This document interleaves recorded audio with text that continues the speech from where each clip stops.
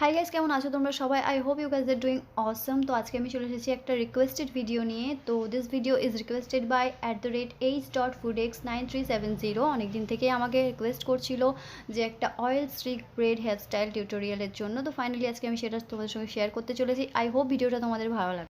So without any further do চলো টিউটোরিয়ালটা start করা যাক।